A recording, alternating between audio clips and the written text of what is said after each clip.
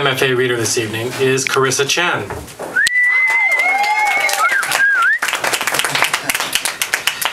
She completed her bachelor's degree in psychology at Barnard College and is currently an MFA fiction student at St. Sarah Lawrence College. Her work has previously been published in Two Hawks Quarterly and Pinley Bowes. Oh, Pinley Bowes. That's a great journal. Right now, she's working on a novel, but when she's not doing that, she likes to go karaoke and eat a lot. Well, who doesn't? Please welcome Karissa Chen.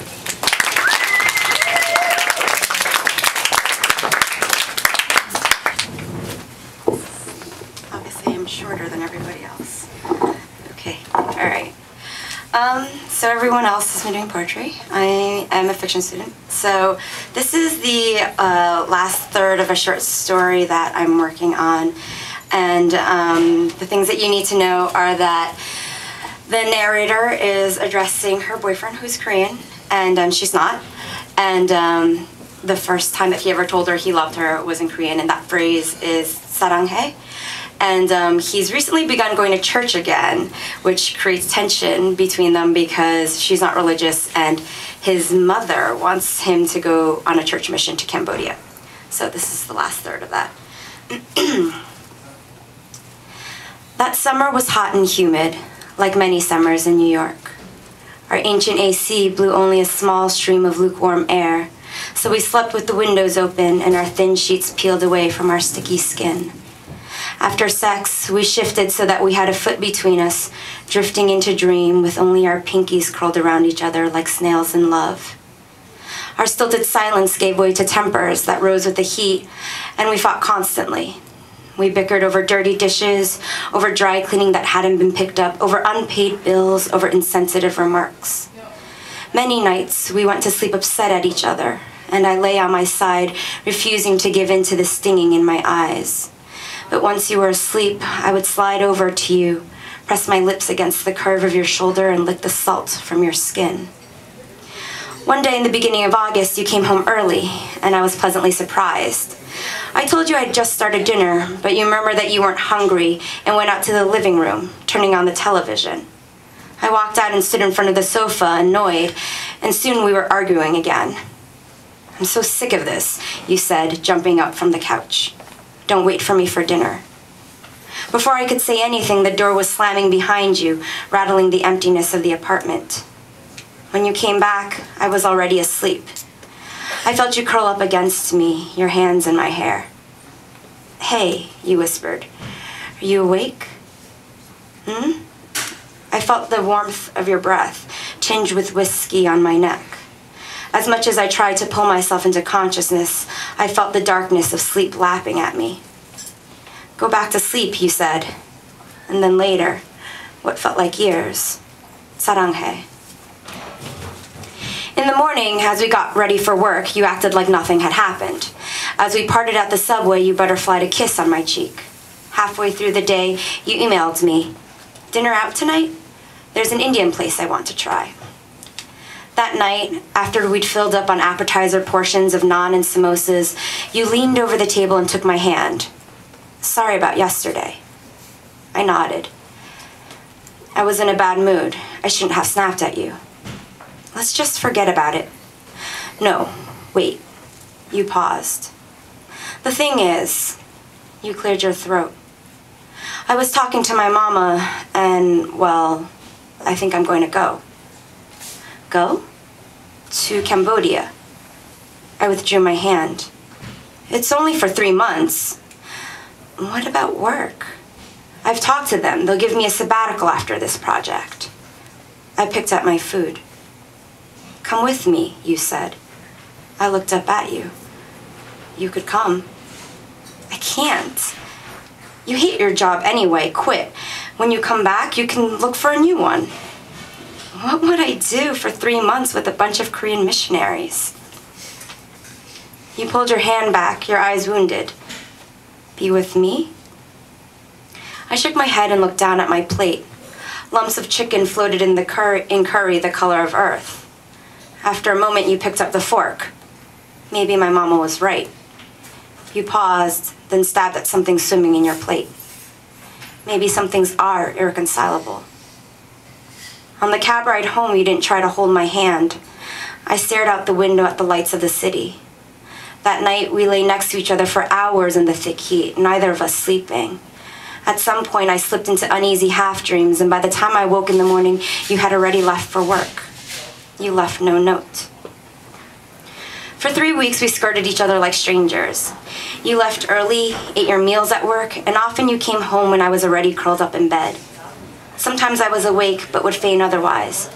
I could feel you hovering over me, checking to see if I was asleep. Every now and again, you would pick up a lock of my hair and twirl it around your finger, placing it behind my ear. Every now and again, you would whisper words to me in your mother tongue. I never let on I knew. On weekends, you would go to church and to meetings in preparation for your mission. When I'd heard you leave, I would put on my sneakers and run outdoors, making my way as far uptown as I could take before walking slowly back down to our apartment. Outside, in the suffocating heat, my lungs heaving and my heart bursting, I looked up to the muggy blue skies and waited to feel something. On the first day of September, I awoke to find you sitting on the sofa, dressed for work, staring at a darkened TV screen. "Hi," I said, still in my pajamas. "Hi." I rubbed my eyes. "What are you doing?" You looked down at your hands, threaded in front of you, and you shook your head. "Okay." I started to make my way to the bathroom. "Wait," you called out. I turned around. "Happy anniversary." My throat tightened. I nodded. "I'm leaving in 10 days," you added, not looking up. "My flight's at 8 in the morning." I nodded again. "I'm flying through San Fran. It's going to be a 20-hour flight." I looked down at the floor. "You won't come?" "Babe," I said. You shook your head and stood up, picking up your work bag. "Have a good day," you said. The morning you left, I woke up startled, jarred from sleep by the slamming of the door behind you. I leapt out of bed and opened the door, but you were already gone. I could smell your cologne still lingering in the hallway. I retreated back into the apartment and swept my hands through the air, trying to catch particles that had touched you. I waited for you to call before your flight took off. I checked my cell phone every 2 minutes. I wrote you a text, but erased it before I could send it. "I'm sorry," the message said. "Come home." I tried again. "Have a safe flight. I love you." This one I also did not send. Then I typed out over 4 messages. "I don't know why this happened this way or how we ended up here, but I wish you weren't going. I may not understand you all the time, and I may not believe in God, but what I know is you and me can work, and if it really means that much to you, then say the word, and I will jump on a plane and meet you in Cambodia, and I will spread the things I don't believe because I'll have the thing I believe in next to me.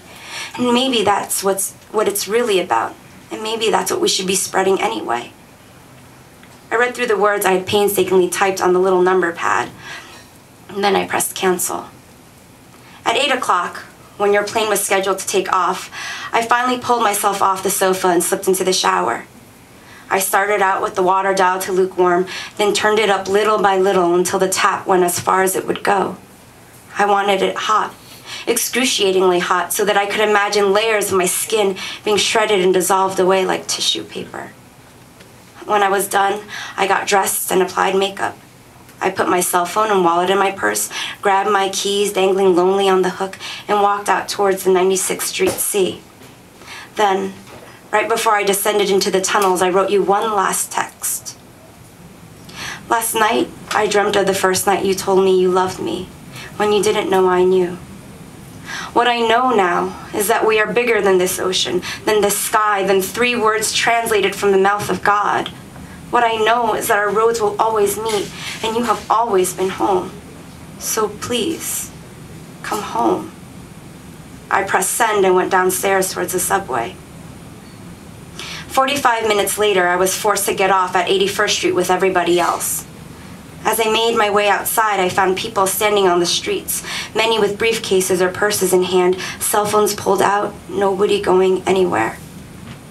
"What is it?" I asked one woman, a bun in her hair, a gray power suit on. She stood on the corner, tears falling down her perfectly made-up face. "Planes fell out of the sky," she said through sobs. I would not know until late in the evening as the networks lightened and messages began to filter in, until my phone bleeped 4 times loudly, jarring me out of foggy sleep. That as I'd stood in front of the Museum of Natural History that morning, looking dazedly up at the heavens, you'd been calling me. As I searched through the cloudless sky for evidence of you, as the sun glazed my skin through the baby maples, as the planetarium cast its shadow behind me, you'd left me message after message, murmuring my name like a prayer, as if you'd forgotten that my cell phone was not an answering machine, and that if you recited my name enough times, you would be able to fly through the air, break through the invisible signal jams, and hold me. The last message was left at 9:53 a.m. I don't know if you're at work or you left your phone at home or what, but I can't reach you. I really wish, but I just wanted to call because, things don't look good. But I want you to know I'm okay. I'm not scared. I'll be okay. I know you don't believe in God, and that's okay. That doesn't matter. But hopefully it'll make you feel better to know that I do, and so I'm okay. Because I worry about you worrying about me, so please don't worry. And Gracie, I'm sorry about everything. It all didn't matter. I want you to know that I kissed you this morning before I left and you smiled. I think you were dreaming. Did you know you smile in your sleep? Did I ever tell you that? But I just wanted to tell you, 사랑해. I mean I love you. I mean, God, does it matter which 3 words I use as long as you know what I mean? If I can just keep repeating whatever it is I have to repeat until maybe you never understood that the word love just never felt like enough. But if it's all I have, then I do. I love you. I love you. Once upon a time, I confided that sometimes I feared leaving you for too long because I worried about the possibilities of death in my moments away from you. What if I were to die, alone, anonymous? How would you know? How would you find out I was gone? I'd know, you said, touching your heart, the same way you'd done when I asked you about God.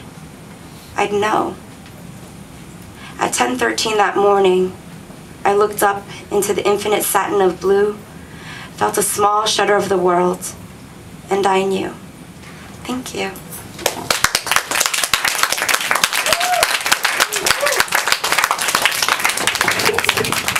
Can we get another round of applause for our first 3 fabulous MFA?